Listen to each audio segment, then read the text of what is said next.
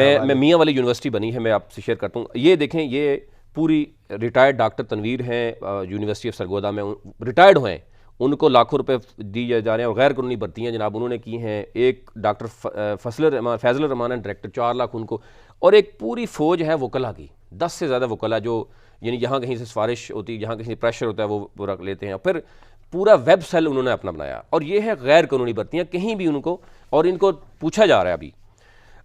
اچھی خبر دیکھیں، ظاہر ہے بہت سی ایسی خبریں آپ نے بات کی نا کہ پرائم منسٹر کو ظاہر ہے نہیں علم ہوتا، اور پرائم منسٹر کو دیکھنا ہوگا. یونیورسٹی آف میاں والی، میاں والی کی عوام کے لیے بہت بڑی خوشخبری ہے. اس میں ہم سمجھتے ہیں آغا صاحب کی بھی بہت بڑی اس میں کنٹریبیوشن ہے. میاں والی کی وہاں پر خواتین اسپیشلی فیمیل جو ہیں تھی، ان کے لیے بہت مشکلات تھے وہاں پر.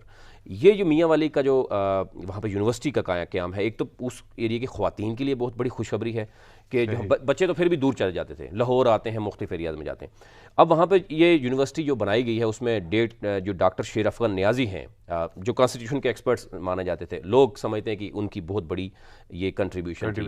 اور پھر امجد خان نیازی جو ایم این اے ہیں وہاں کے، ان کی بڑی کنٹریبیوشن ہے. بہت بڑی یہ خوشخبری بھی ہے میاں والی کے عوام کے لیے کہ وہاں اچھا بھی کام ہو رہا ہے. بری خبریں ہیں یا کچھ ایسے پس پردہ چیزیں ہیں، تو یہ ایسی چیزیں بھی ہیں جو بڑی ہوپ دلاتی ہیں اور پازیٹیوٹی ہے.